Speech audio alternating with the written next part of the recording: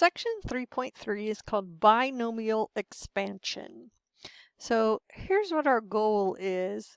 If you have x plus y to the power of n, remember that if you have two guys added together, that's a binomial. It follows the pattern of a binomial.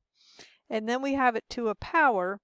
Well, let's start simple. If we have x plus y to the 0, we know that's 1, no matter what x and y are, as long as they're not 0, which would be kind of boring anyway.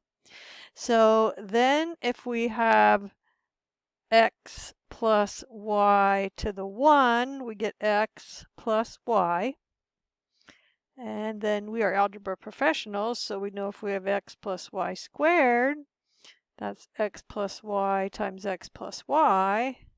So we'll get x squared plus 2xy plus y squared. So I want to do one more with you. If I get x plus y and I cube it, well, that means I need to do x plus y times x plus y times x plus y. Well, I already did the squared above, so I want to show you my favorite way of multiplying polynomials together. It's the box method. And I put the terms of one polynomial across the top of the box and the terms of the second polynomial down the side.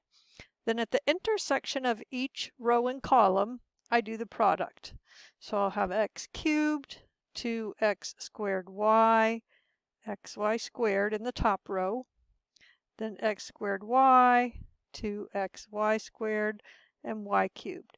And if you put everybody in alphabetical order, it's a lot easier to find like terms. And I like this method because the like terms are close together. Here's some like terms. Here's some like terms. So we get x cubed plus 3x squared y plus 3xy squared plus y cubed. So now I want to focus on the coefficients of the x and y. So here I just have a 1. When it's to the power of 1, the coefficients are both 1. Then when I square it, I get a coefficient of 1, a coefficient of 2, and a coefficient of 1. Then I get 1, 3, 3, 1. So now I want to take you on a little adventure called the Pascal's triangle.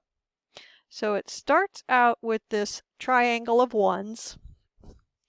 And then each row, you start with a 1, and then you add the two guys that are to the right and the left of the next spot, and you end with a 1.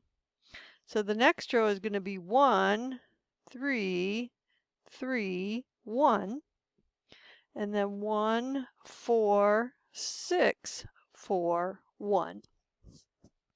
Okay, now I invite you to notice that 1 was the coefficient. Well, it just was the result of doing x plus y to the 0. Then the next row has the coefficients on x and y when I took it to the power of 1. And then when I took it to the power of 2, I got coefficients of 1, 2, 1. And then I got coefficients of 1, 3, 3, 1. So let's see how we can use that information to write out easily x plus y to the 4th. So let's notice some patterns. The first term always has the same exponent as what you started with. And then the last term has the same exponent as what you started with. Then let's notice a pattern. The x power goes from 3 to 2 to 1 to 0. And the y exponent goes from 0 to 1 to 2 to 3. So let's see if we can use that. And we know we're going to have x to the 4th. Then the power of x is going down 1 as the power of y is coming up 1. So then I'm going to have x squared y squared, and then xy cubed, and then y to the 4th. And then my coefficients are 1, 4, 6, 4, 1.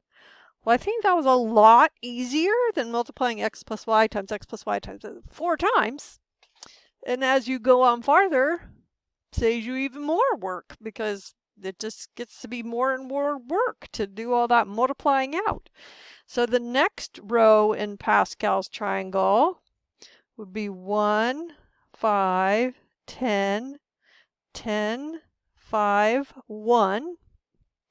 So we would add x to the 5th, then x to the 4th y, x cubed y squared, x squared y cubed, xy to the 4th, and y to the 5th.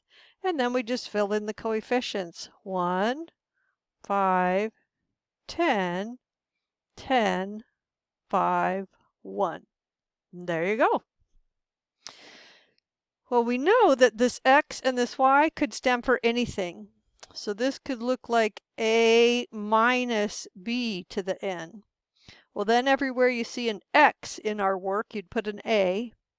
And everywhere you see a y in our work, you'd put a negative b. So let's look at how we'll be able to use this. First, they're just introducing this new notation. And I talked about it in the last video of this is another way of writing 7 choose 2. It's just the binomial way of writing it, and it's used a lot in a field called combinatorics.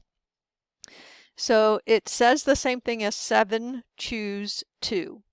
So we saw in the last section that that means we do 7 factorial over 2 factorial over 7 minus 2 factorial. Or you learn how to use the button on your calculator. And that's going to be 7 factorial over 2 factorial and 5 factorial. So 7 factorial is 7 times 6 times 5 factorial.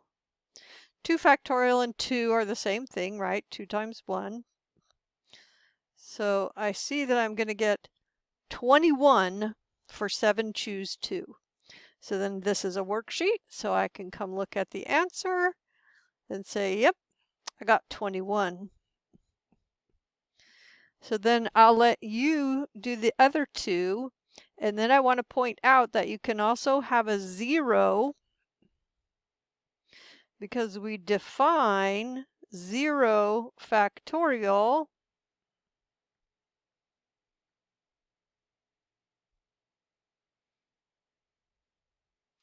and I've done something I don't know how to fix on my tablet. But 0 factorial equals 1 by definition.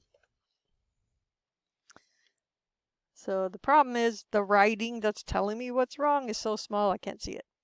So let's see if I can get this figured out. Go back to drawing.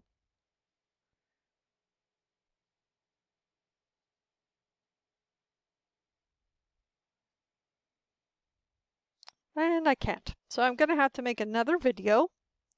And that was a good start.